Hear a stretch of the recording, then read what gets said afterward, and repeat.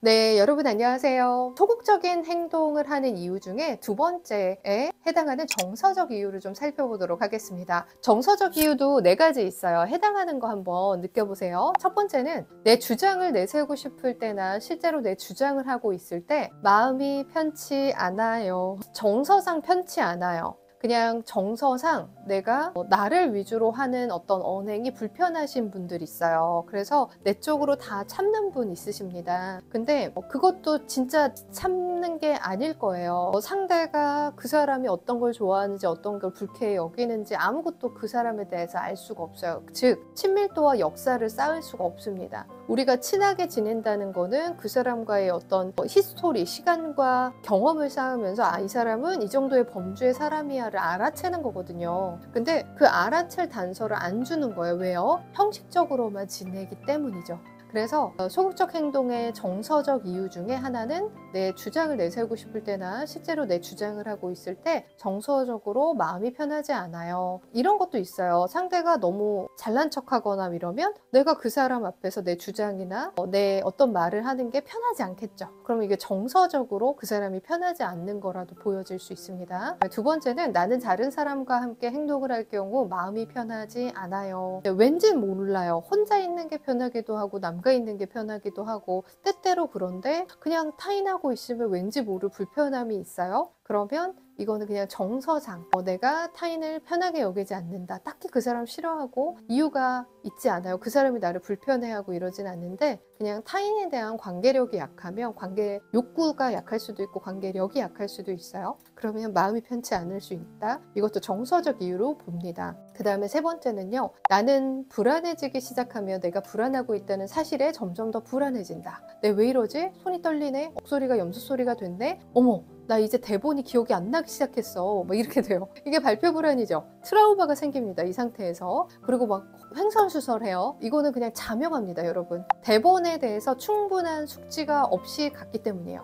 그러면 여러분들 연구실에 다니신 분들, 경쟁 PT 하시는 분들 이렇게 얘기해요. 아니에요. 제가 PPT 다 만들었어요. PPT를 만들다는 컨텐츠를 구성한 거예요. 실제로 메리비안 법칙에서 컨텐츠는 몇 프로만 상대한테 화력을 입힌다고요? 7%만 입힙니다. 그러면 나머지 중저음이 갖고 있는 보이스에 신뢰감 있는 음역대를 형성했는지 아니면 명확한 발음과 제스처를 통해서 여유 있게 전달하고 있는지 이런 부분에 말투는 정비됐는지 그 다음에 맥락은 달달 외워서 기계처럼 외워서 남의 얘기처럼 하는 것이 아니라 맥락 있는 키워드를 암기해서 키워드를 흘려보내는 식으로 내가 충분히 연습했는지 그래서 오바마나 링컨도 밑에 보좌관이 써주는 것들을 본인이 2~3시간씩 다 고쳤대요. 탈고했대요. 더 좋은 메시지를 위해서. 그리고 거울 앞에서 링컨도 똑같이 연기 연습하듯 했다라고 해요. 그래서 오바마가 당선된 이유 중에도 그런 파악 능력이 굉장히 좋았다고 그러죠. 설득이란 상대를 파악하고 사람에 대해서 제대로 아는 겁니다. 누구랑 친해지고 싶어요?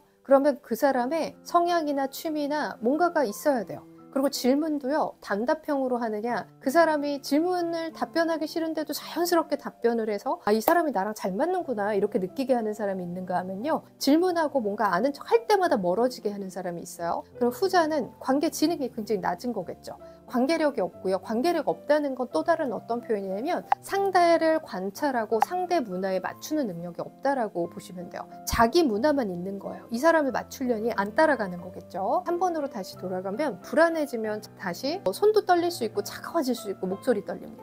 그럼 이럴 때는 정서적으로 내가 불안하다 느끼는 거예요. 사실은 얘가 상상이었을지 모릅니다. 근데 상상이 현실이 된 거죠. 현실이 되면서 내가 느껴버린 거예요.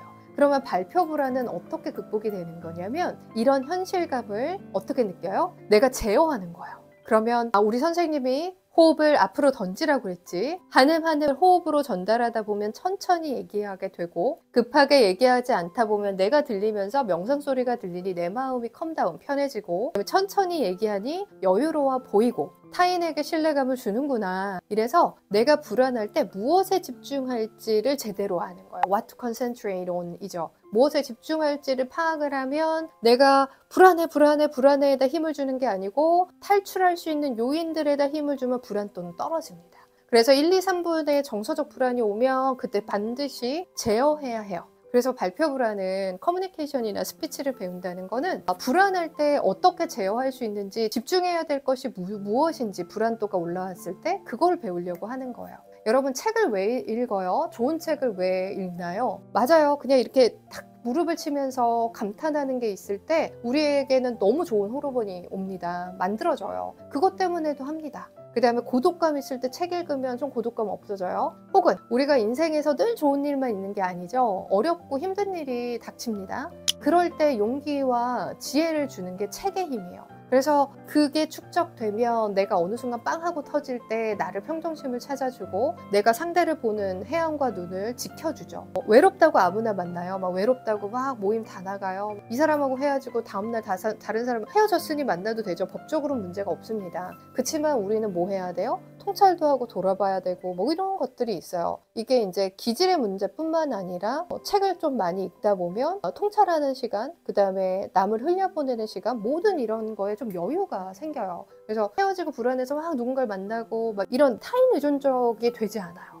그래서 책을 읽죠. 마찬가지예요. 발표 불안이 오고 이런 스피치나 관계 커뮤니케이션 모든 이 훈련을 한 이유는 그 발표 불안이 왔을 때 빨리 탈출하는 방법을 배우기 위한 거고, 우울증이 왔을 때도 우울증은 언제든지 우리가 걸릴 수 있어요. 한 번씩 맞닥뜨릴 수 있어요. 내가 업무를 다 놓고 노인이 됐을 때 그때 무력감을 느낄 수 있고 우울증 올 수 있다 생각해요, 저는. 근데 그때 탈출하는 능력은 우울증을 이해하고 있고 어떻게 탈출하는지를 알고 있다면 우리는 괜찮습니다. 그래서 이런 발표 불안도 언제든 올 수 있고, 그 다음에 우울증이나 이런 거 얘가 중요한 게 아니고 여기서 어떻게 탈출하느냐가 굉장히 중요하다고 보시면 돼요. 밑에서 저희 고양이가 놀고 있어요. 낙엽 갖고. 네. 그 다음에 네 번째는 나는 불안을 느꼈을 때 그 불안을 잘 처리하지 못한다. 이게 정서적 이유 네 번째입니다. 우리가 IQ 말고 EQ 지능을 검사하는 항목에도 이 말이 나와요. 내 불안이 얼마나 깊고 왜 이 불안이 느껴졌는지, 왜 이 실망감이 있는지, 나는 당신하고 헤어질래 라고 말했을 때 사실은 이거는 표면적인 언어잖아요. 그 밑에는 사실 무슨 소리 하고 있을까요? 나는 당신한테 사랑받고 존중받고 싶었는데 당신이 나에 대한 관심과 사랑을 전혀 안 준 것 같아. 나는 그게 너무나 필요했어. 난 실제로 외로웠고 슬펐어. 사실 이게 욕망의 소리예요. 근데 그 욕망의 마음을 읽지 못하면 우리는 불안하거나 화났을 때 그 감정이 처리가 잘 안 됩니다. 그러면 어떤 감정이 화로 왔을 때 사실 화 밑에는 슬픔일 수도 있고요, 체념일 수도 있고요, 막 그래요. 근데 저 역시도 사실 낱낱이 제 욕망을 친밀한 사람한테 다 얘기하기 쉽지 않거든요. 근데 그거를 건강하게 잘 얘기하는 사람일수록 너무 좋고요. 그 얘기를 계속 해도 못 받아들이는 타인이 있다면 그 사람하고는 인연이 아닌 거라고 보시면 돼요. 이거를 꾸준히 못 알아듣는다 그러면 이제 지성 능력, 자성 능력, 언어 지능, 이런 관계 지능 이런 부분이 많이 부족하구나. 그러면 나랑은 밸런스를 아무리 노력해도 맞출 수 없는 사람이겠구나. 이렇게 이해를 하셔도 뭐 충분합니다. 모두가 같을 순 없으니까요. 그래서 정리를 하자면 소극적인 행동의 이유에는 첫 번째 행동적 이유가 있고, 오늘 두 번째 정서적 이유에 대해서 나눠봤습니다. 세 번째는 사고하는 사고적 이유를 말씀드릴 예정입니다. 소극적 행동 이유에 3부에서 또 만나 뵙겠습니다. 고맙습니다.